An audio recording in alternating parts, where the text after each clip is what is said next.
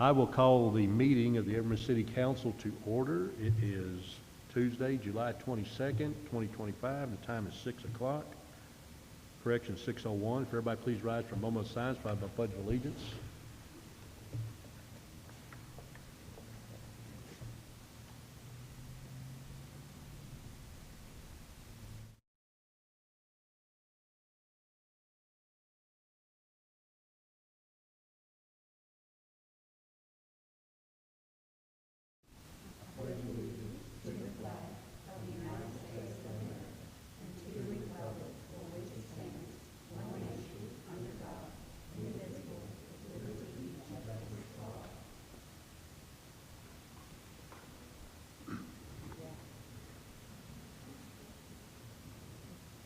Okay, first item on the agenda is consent agenda. Item A, minutes for June 10th, 2025, regular council meeting, and June 24th, 2025, regular council meeting. I'll entertain a motion. I'll make the motion to approve the minutes of June 10th and June 24th, 2025 as read. Second. Motion made and seconded. Any further discussion? Poll the council. Place 2? Aye. Place 3? Aye. Place 4? Aye. Place 5? Aye. Mayor? Aye. Motion carried. Presentations, we have none. Citizens' comments? None. Got anything, Steve? You good? So next item is discussion items. Monthly staff reports on activities. Item 1, Police Department.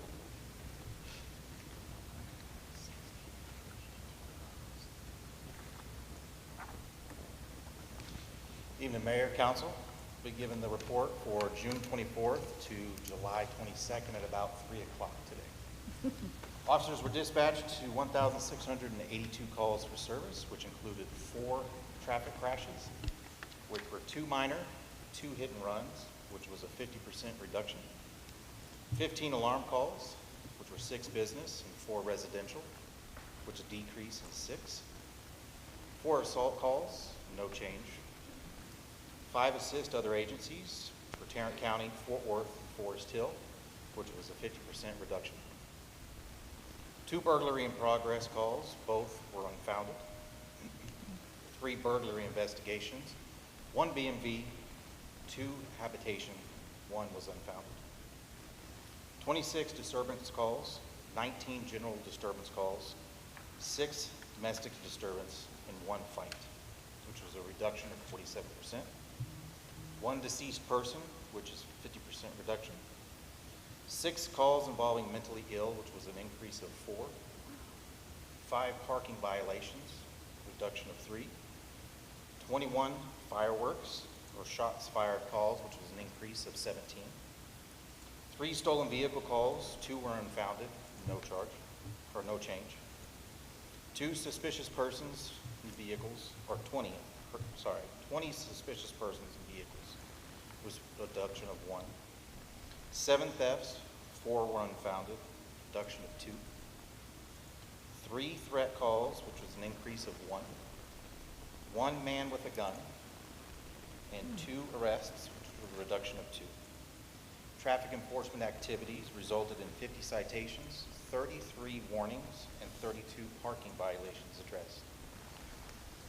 Currently, our new recruit, Daquan Ryans, is continuing in the Basic Police Academy for about 10 more weeks. Then he will begin with his field training officer. We currently have 2 candidates nearing completion of the hiring process. Once the filing test is completed, we will anticipate these officers to come on board potentially within the first 10 days of August. Okay. Thank you. I got a question. Yes, ma'am. At the bottom of page 1, it says 32 parking violations. What do you mean? So if it was some type of parking violation, expired tags, like a red tag that we put on the vehicle to tell them, hey, if you don't get your vehicle fixed in compliance, that it could be towed. Okay, so on the app that says I want to report a problem, if we report that there's a big trailer that's parked on the street that's been there That- 10 days. Should that go to the police or streets? Well, no, if that would come to us. That could be a parking violation as Okay, well. okay, but it doesn't say parking violation. It's either code enforcement or police or, So there's a fine line on whether or not it's on public or private property. If the offense is occurring on private property, it's a code enforcement issue. If it's occurring on public property, it is a police department issue. Okay. So if the parking complaint is on the street, police department has the ability to handle that. And they Okay. do handle that typically through a 72-hour notice. They may or may not issue a citation. It's rare that they issue a citation without a notice. If it is a parking violation, such as a complaint of somebody parking a vehicle in their front yard, that would be a code compliance Okay. issue that the code enforcement officer has to address. thank you. Thank you very much. Yes, ma'am. All right, thank you. Next item's fire department. Chief Watley is actually in attendance at the ESD. ESD called a special meeting tonight that was unplanned, so he is at the ESD meeting currently, so he's not here tonight. Okay. Code compliance. He's also out sick today, so we don't have a report for him either, unfortunately. So we'll Okay. catch up next month. But I can Animal- tell you, he's been very busy. Animal services.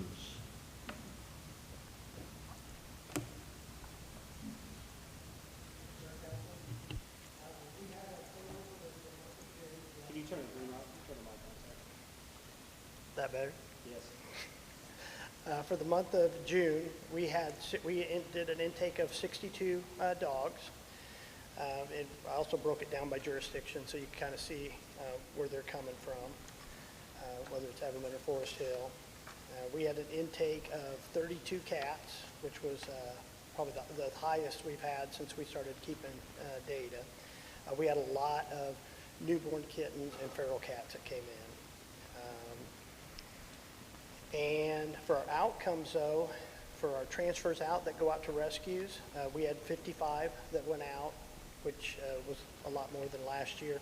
And we had 16 adoptions, which was a lot more than last year as well. So we had a really good month with adoptions and transfers out for. Mindy did an outstanding job taking care of that.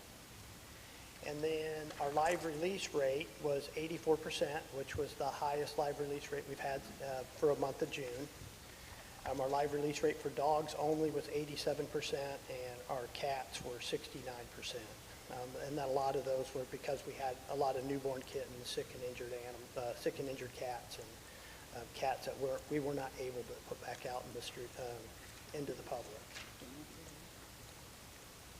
ACO calls, field calls, we took 121 calls in the month of June, and we fielded 1,686 phone calls. And our events that we held two of them here in Everman, one in Mansfield, one in Burleson, and we adopted out 9 animals during those events with the new mobile adoption unit. So overall, we had a pretty good month of June. Taken versus adopted, is that how many animals you took to the event? I'm sorry, sir? On your events held, you've got a column that says taken and then a column that says adopted. Taken, is that how many animals Oh, you yeah, took that's to how the many, event? that's how many we took to the Okay. event, and then one got adopted. We took 7 and 1, 6 and 3, and 7 and 4. Based off this, it looks like we need to do Celebrate America more. Celebrate America was really good. Yeah. Cool. Thank you.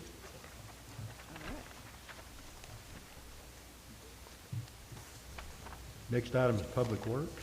Gilbert was not here, so we're going to skip that one too. Sorry. Okay, next item B, 2025 water rate evaluation. All right. Let me pull up my presentation here. I did take the liberty tonight to print off copies for each one of you. So you do have a copy of what's going to be on the PowerPoint in front of you as well. Typically, we do this in May. Unfortunately, I'm a little behind, so we are doing this now in July, which it lines up with budget. It's probably a good time to do it anyway. But we do want to stay on top of making sure that we evaluate our water and sewer rates every year rather than doing what we had to do several years ago and make one large adjustment to make up for several years. So kind of giving you some background, 2021, the city conducted a water rate assessment, and a major adjustment resulted in a $14.45 monthly increase for most residential customers. That was when we had to do a large makeup for several years of no adjustments to our water rate. Last year, we did a water rate assessment, and we assessed a 5% of the base rate. So the average impact to residential customers last year was about $1.34 per month. Currently, the fiscal year 24 water and wastewater budget is sitting at $3.1 million. Our overall goals when we're doing these assessments is we want to make sure that the rates that we assess cover the full cost of producing, treating, storing, and distributing water to customers. Historically, we were utilizing general fund to supplement our enterprise fund, and that is not a good practice. We don't want to use general fund to supplement our enterprise fund. The enterprise fund should be a standalone fund, meaning it funds itself. It shouldn't be relying on any other funds, and no other fund should be supplementing it. Rates need to be fair and equitable. Fair meaning it's high enough to cover the full cost of the system. Equitable means that each class of customers paying its own fair share in cost. If you recall, when we did the study back in 2021, one of the things we identified was that residents were paying about the same rates as commercial customers, even though we know that commercial customers have a much larger impact on the water system, so we had to make several adjustments there. We want to build a reserve fund balance that will cover 3 months of operations in the event of a catastrophic event. And we want to build a capital improvement fund to allow for system improvements and upgrades, minimizing the need to levy ad valorem taxes, issue bonds, or take out additional loans. Currently, our unrestricted fund balance in the water fund is sitting at about $700,000. We are really close to that reserve goal of 3 months operating, so that is looking really good there.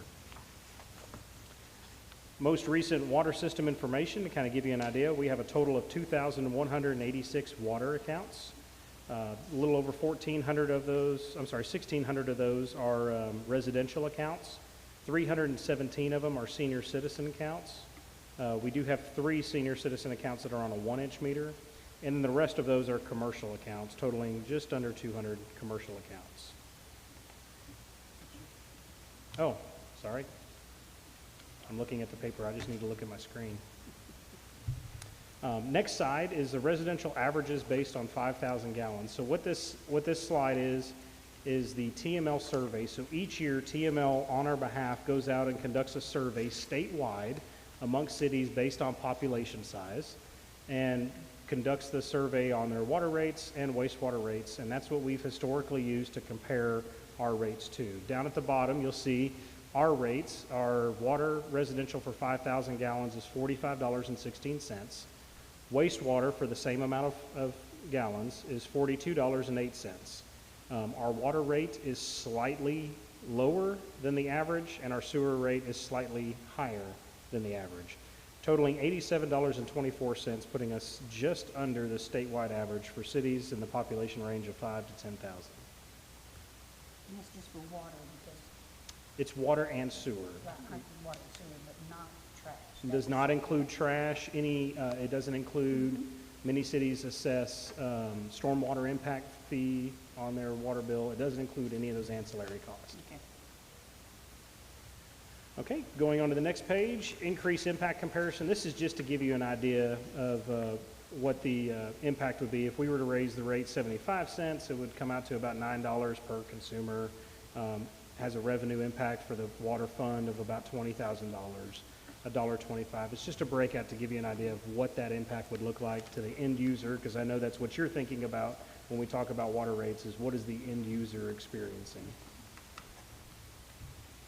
Okay, the next page I gave you, I know that this is really hard to read on the screen, and it's really hard to read on your paper, so I gave you another stapled packet. I did this for you, Miss Mackey. Thank you. That gives you kind of the highlights of what's on this page in larger font. So this is our current water rates. As you can see, it's broken out residential water base rates inside the city limits and outside the city limits. Then we also offer a senior citizen discount, which is it's a pretty hefty discount. It's $9 lower in the city.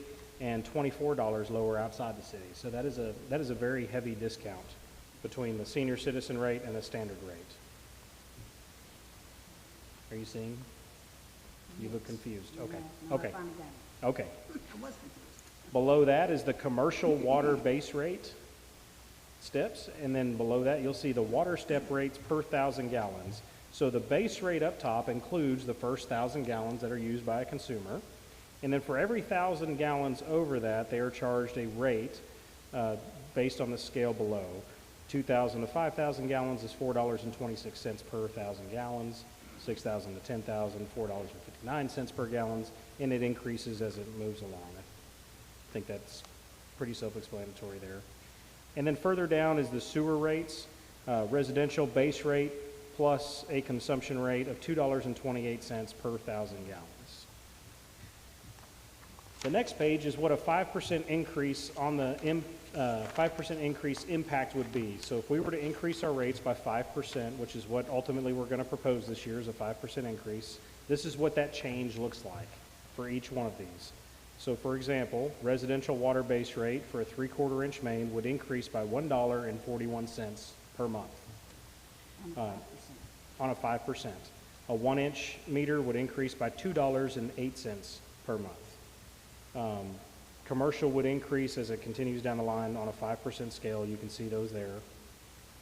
Our senior citizens would experience an increase on a 3/4 inch meter, which the majority of them are on.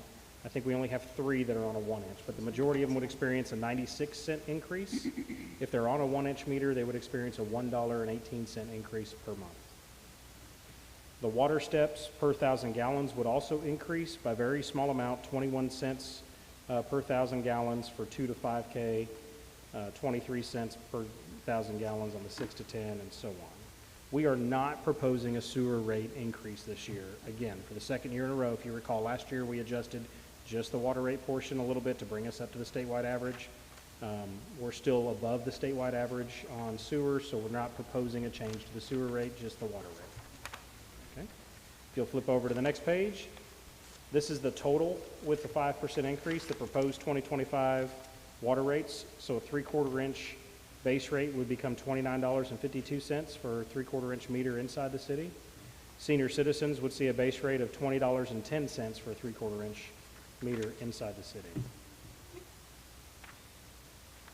And then so on and so forth. So if you go back to the PowerPoint presentation and over to the following page after those charts, sorry, I know I'm having you bounce back and forth. But this is what our new rate comparison with averages based on the 5,000 gallon consumption would look like compared to other cities. So this would put the average consumer consumes about 5,000 gallons per month. It would cost them $47.44 per month for water, $42.08 per month for sewer, totaling $89.52, bringing us a little bit closer to that statewide average. So again, not much of an impact, but a slight impact. Overall, this should have an increase in revenue amount of about $60,000, $70,000 a year.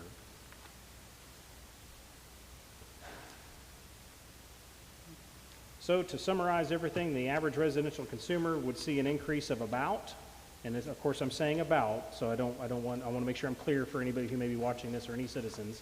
Obviously this depends upon meter size and it depends upon consumption. But the average, meaning we take all of our accounts and we average the users out, they would see an increase of about $2.28 per month on their utility bill. That's an annual impact of approximately $27.36 a year. Average customer should see an overall increase of about 2.5% on their monthly bill. As of July of this year, as of right now, the Consumer Price Index indicates that all items have increased about 2.7%. So a 2.5% increase on their utility bill is actually slightly under what the CPI index calls for, which keeps us pretty fair and in line with what the inflation rates are currently. And then I'll entertain any questions if you have any. It looks like on the back page it says approximately, no. The second bullet says average resident will see approximately 2.5% increase, but back a page or two, you're saying 5% increase? We are proposing a 5% increase on the water rate. This page is saying on their overall utilities, so water, sewer, trash, they will see approximately 2.5% Okay. increase on their overall utility bill. Okay, thank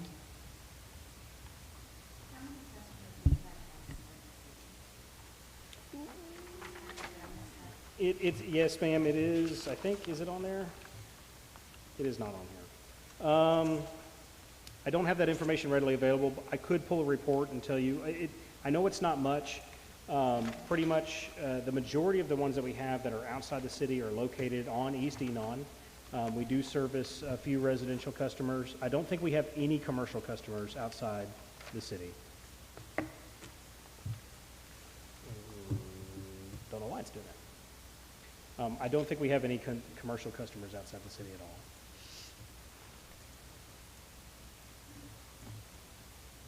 That's going to get irritating.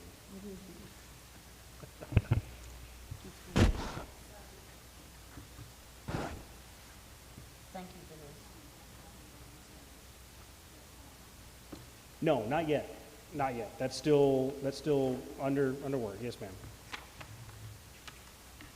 Okay, any questions on the water rates? Okay, Mayor, so all I'd be looking for is, I mean, if there's no heartburn over this, then what we'll do is, like we've done in years past, we'll take it back, we'll draft an ordinance amending our fees and bring that back to you at a future meeting, unless anybody has any recommended changes or you want to see me do something different. No, that's good. Okay. That's it. Okay, next item, item B, item 8. Consideration of possible action, item A, resolution number 2025-07-01, a resolution of the City Council of the City of Everman, Texas, authorizing the city manager to initiate the rezoning process for property located at 504 West Enon Avenue, Everman, Texas, from a A1 single-family residential to C1 neighborhood commercial, providing for severability and providing an effective date. I will entertain a motion. I move we approve resolution number 2025-07-01 as read, except I think it's 503 West Enon. Second. Is that what I said? Oh, did I? Okay, 503 West Enon. Okay, and so this is the piece of property that is located catty corner to the Dags building, right here at the intersection of Ray Street and Enon. The city of Everman acquired that property several years ago, I believe with the intent to hold on to that property in case it was needed for future expansion, particularly I think parking was one of the thoughts that was going into using it for parking spaces. That was prior to us, the city acquiring the piece of property immediately adjacent to City Hall. Now, as we look at our future plans for future City Hall, which is way down the line, and any other expansions, we don't think, staff doesn't think that that property is going to be of interest for us to use. So ideally, what we would like to do is utilize that piece of property as a potential development. It's located at a busy intersection. Neighborhood commercial is the most suitable, I believe, for being right there at that intersection. It is consistent with zoning nearby between the community facilities and the fact that it's there. So I don't see any issues with the with the C1 neighborhood commercial zoning. The purpose of this resolution is you are not approving zoning tonight by any means. What you are authorizing me to do is essentially submit the application, because it is city-owned. We have to go through the same process as anybody else. So all you're doing tonight is allowing me to initiate the application and set the steps in motion, essentially, to rezone this property. Once it is rezoned, I think it would be a great tool, and we can discuss other options to utilize that property for potential development. Do you have any questions or comments? Does that property belong to an individual or? No, ma'am, it belongs to the city of Everman. We own it.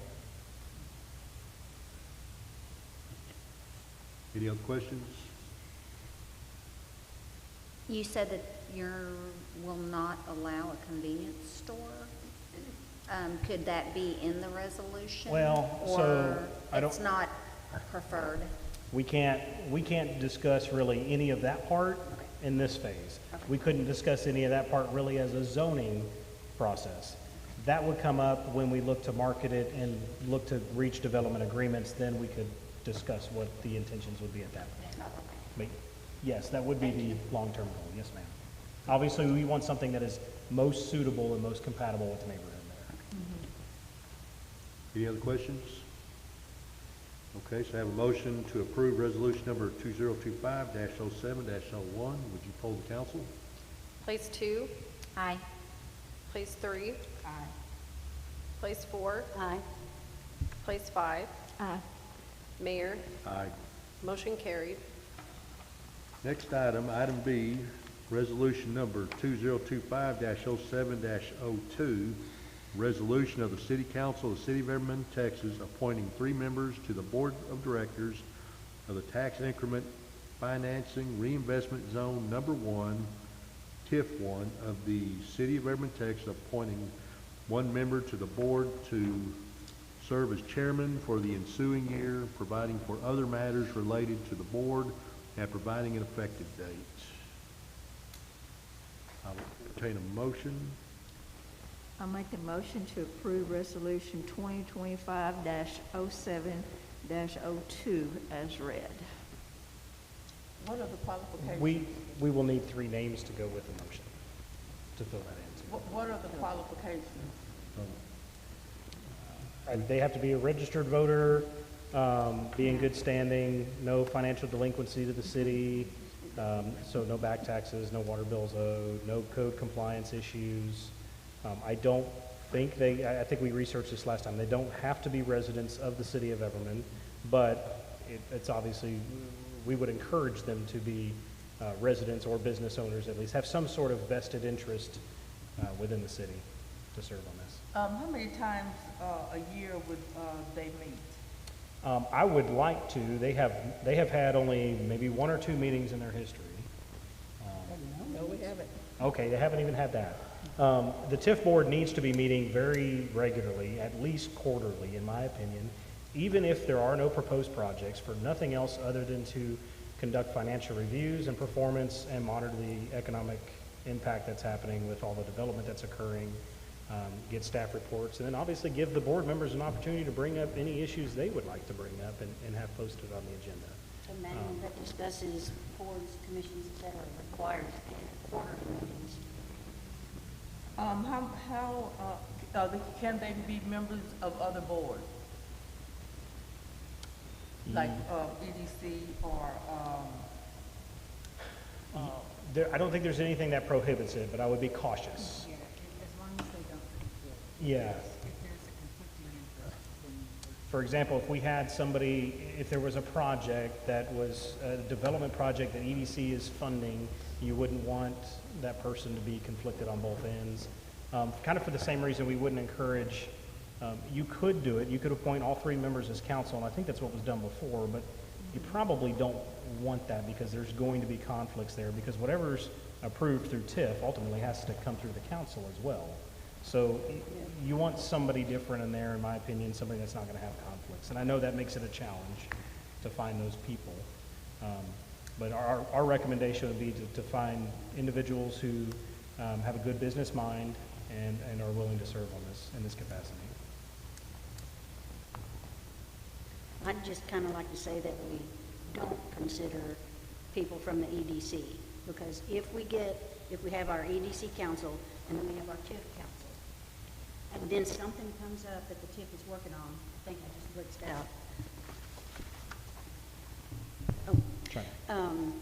Then the person who's on the TIF is not going to be able to vote because they're on the EDC and there's a conflict there. So I would just like for us to consider not using EDC members on the TIF board, because we're only going to have 3 members on the TIF board to begin with.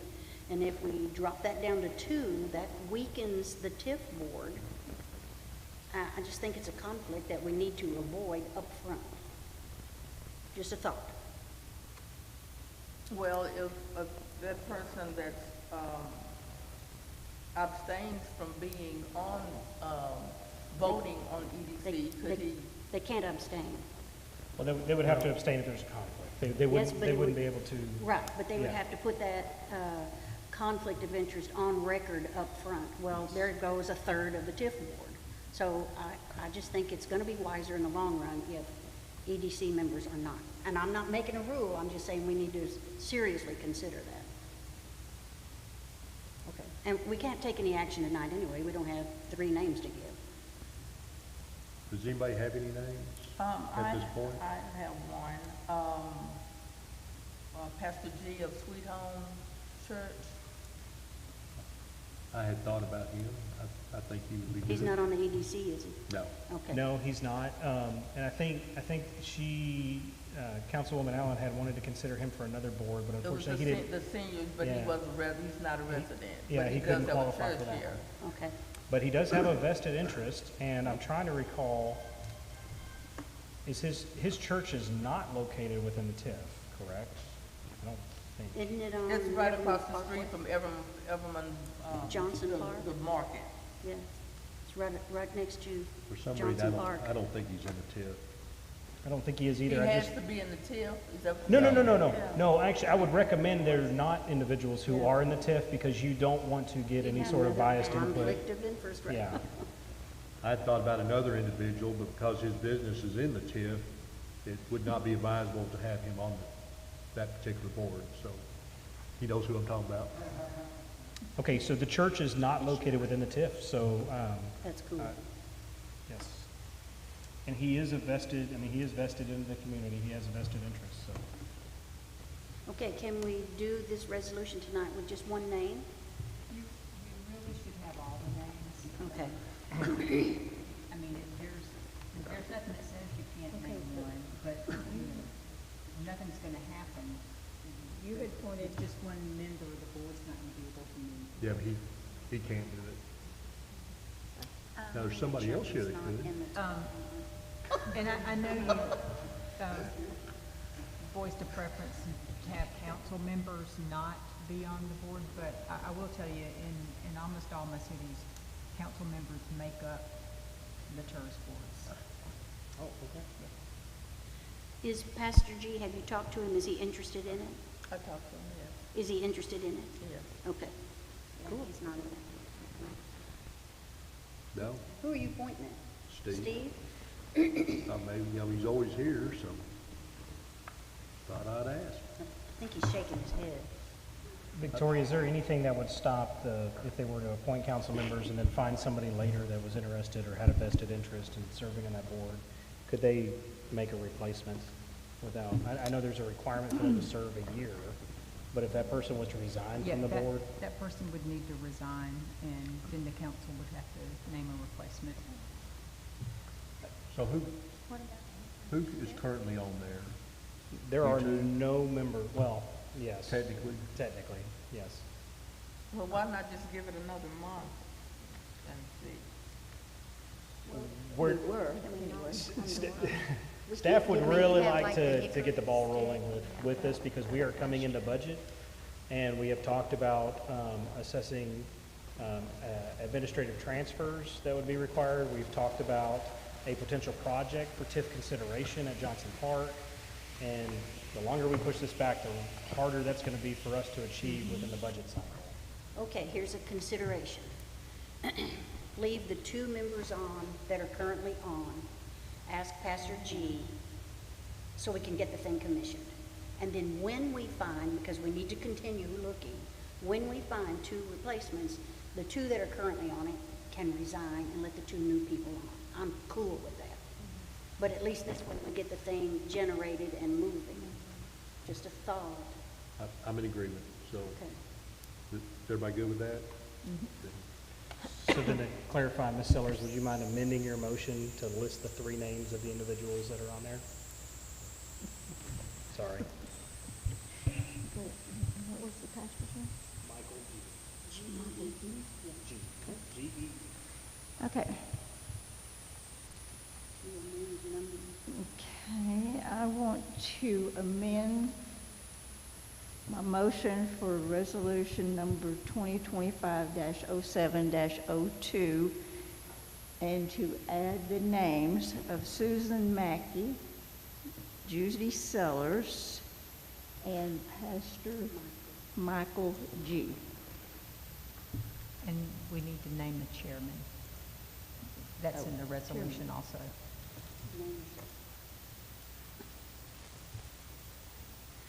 Okay, also, and add as chairman Judy Sellers. Do we need to second the amendment?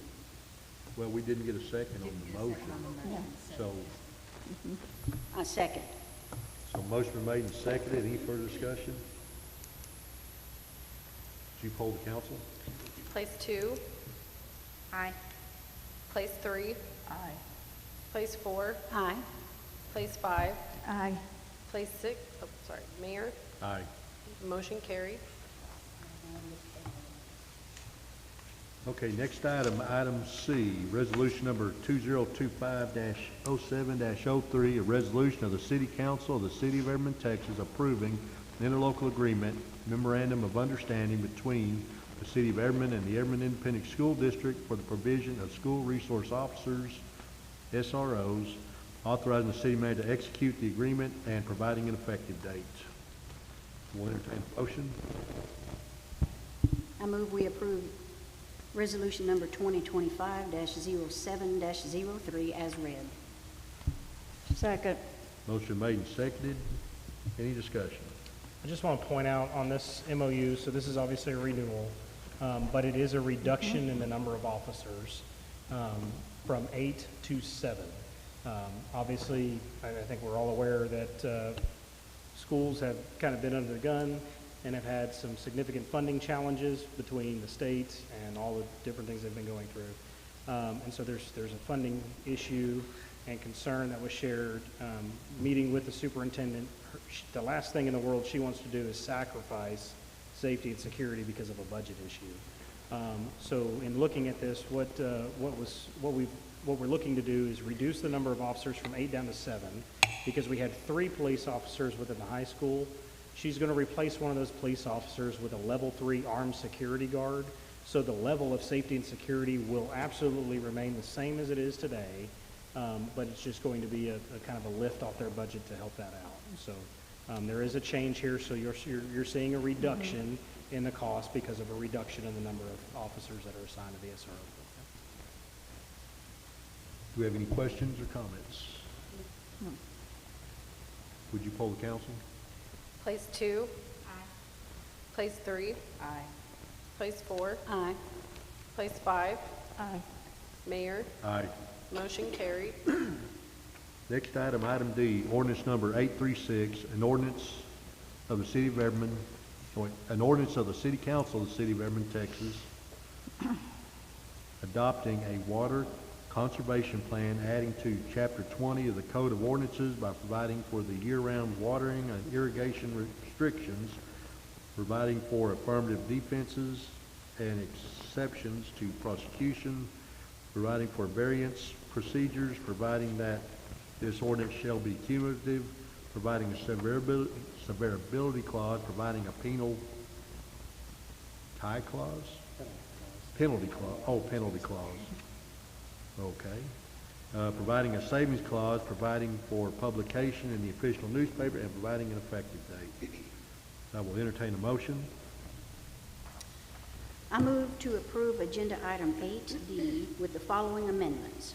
1, section 2 shall be amended by deleting from the first sentence the phrase which reads, that section 98-444A of the Everman City Code of Ordinances is hereby amended to read as follows, and replacing it with the Code of Ordinances of the City of Everman, Texas is hereby amended with by amending section 20-17 variances, with that section being repealed and replaced in its entirety to read as follows.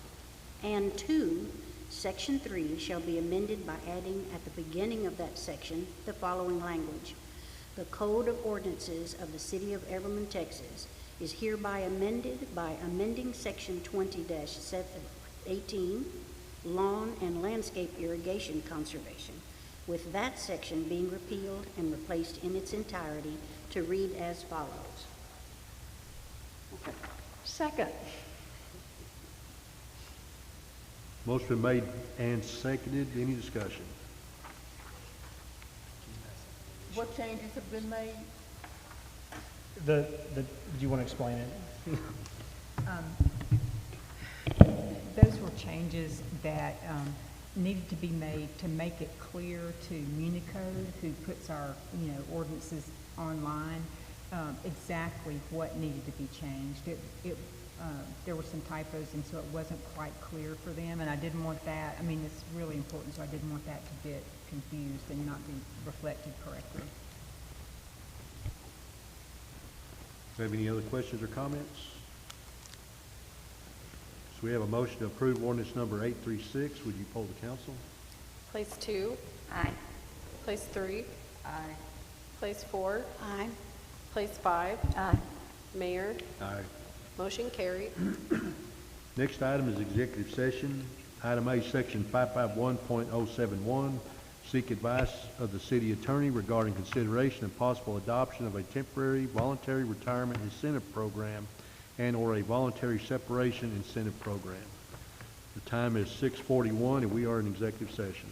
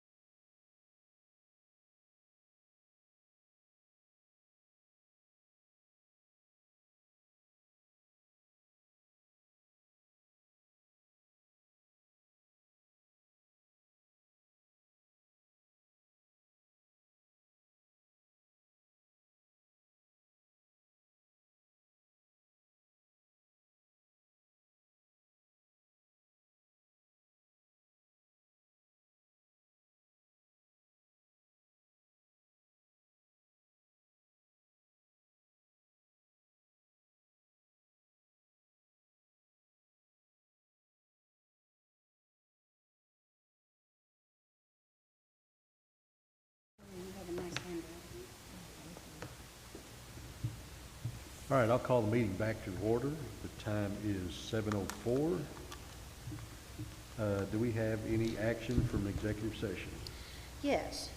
I make a motion to approve the voluntary retirement incentive policy and the voluntary separation incentive policy as discussed in executive session effective immediately, with the city manager authorized to set the effective start and end dates for acceptance of applications for each program. Second. Motion made and seconded. Any further discussion? Would you poll the council? Place 2, Aye. place 3, Aye. place 4, Aye. place 5. Aye. Mayor, Aye. motion carried. Next item is city manager's report. I've got just a couple things. So this Saturday at 4 p.m., Chicken Chill will be celebrating their grand opening with a ribbon cutting ceremony. They're doing buy one, get one free snow cones. It's going to be hot, so a snow cone is a great treat to come out and get. We're excited. They have been open for a couple of months, but they've been doing kind of a soft opening and trying to get the rhythm down with their new business. Business is going well for them, and they are ready to celebrate. So it'll be this Saturday at 4 o'clock. The address is 1717 Everman Parkway. It's at the old Dairy Queen. And if you haven't been in there since they've renovated, they did a really good job of renovating the inside and the outside of the building. So it's got a brand new concrete parking lot. They did a really, really good job at that facility. So we're excited to be able to go there and celebrate with them. We have several senior citizen events that are coming up. Jennifer got with me this morning and got me the flyers, so we are working on putting those programs out. It's already available on our website, the events. They've got a movie night and a couple of meet and greets, so I just wanted to make sure you guys were aware of that. You can check on the city website on the calendar. It's on there, and pretty soon we'll have the events going on Facebook, and we'll do CTYs for them as well. I wanted to let you all know to please keep an eye on your emails. It is likely this year that we will need to schedule at least one additional budget special meeting, if not maybe two special meetings regarding the budget. So I will know more about that as soon as Susan gets back tomorrow. We're able to meet and review some things, but likely that we're going to have an additional meeting or two regarding our budget this year. Lastly, Wichita Street, the county was out here yesterday. They've done line locates. They're getting ready to break ground on this project. Couple of weather delays on the last project last week, so you may not actually see the trucks here until Monday, but they're only expected to take a week to get this project done and through, so it'll be a very quick project. But Wichita Street is already essentially underway with the line locates and some of the pre-work that's been going on. So we're excited to get Wichita redone. Other than that, I don't. Do you know when they'll be finished with Enon down by Forest Hill Drive? 6 months. I will send out a briefing. I will send out a separate briefing on that one explaining, but we just had a meeting on that, and it's going to be 6 additional months. And we are working on that. With the traffic pattern as they currently are? Yes, ma'am. I will send out a briefing on that. I don't want to deliberate on something not on the agenda, but well, can I give a brief on it? Okay. So in effect, they have several delays. Originally, that project was supposed to be done prior to the start of school this year. Clearly, it's not going to be done before the start of school. They have experienced several delays up to 6 months. We have had some businesses that have been impacted that have reached out and expressed some concern. And then we also have, from the city standpoint, significant concern about the traffic impact that this is going to have.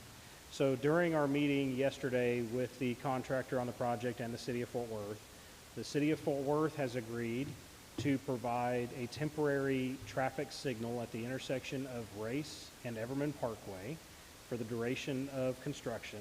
These are going to be the construction style stoplights that'll be there to help alleviate some of the congestion and pressure at on the intersection there as a result of the traffic. By McDonald's, yes, because we know that the traffic pattern goes down Enon typically. Well, that traffic not being able to come down Enon is now going to be forced to come down Shelby. Shelby already has a time delay of 45 to 50 minutes to get through that stop sign. So the city of Fort Worth has agreed. We've been underway with the COG trying to get that traffic light in. COG is great. I love COG. I'm not talking ill about COG at all, but it's a process. So it takes significant amount of time to get that in. So No, ma'am, but for school, we will have officers, and they have agreed to provide flaggers at that intersection to help alleviate that traffic flow there. They have about 30 days left of the project on the east side of Forest Hill Drive, on the Hickory Stick and Bean Electric side. They have about 30 days left on that portion, and then we're hopeful that we can clear up that side of the construction, so it's only at least affecting one side. But it is going to be about 6 more months before they are clear of that road. And with all the traffic going on Shelby, the road's already tearing up pretty bad. Yes, ma'am. So- And that's been a part of the conversation with Good. Fort Worth as well. Okay, good. I have not had a chance to talk with the mayor yet. We've been missing each other a lot. But one of the things we may look to do is reach out to the commissioner's office and see if Precinct 1 can't help out in some form or fashion to help expedite that. So.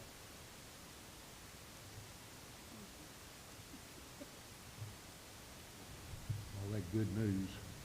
Sorry. Okay, so mayor's report, I just have one thing, and I'm gonna make a recommendation to council. We can't take action on it, but I would like to freeze our budget for this year, the current budget, to kind of help with the situation we're in. Of course, it would still be the reimbursements will still be coming out of it and any mileage, but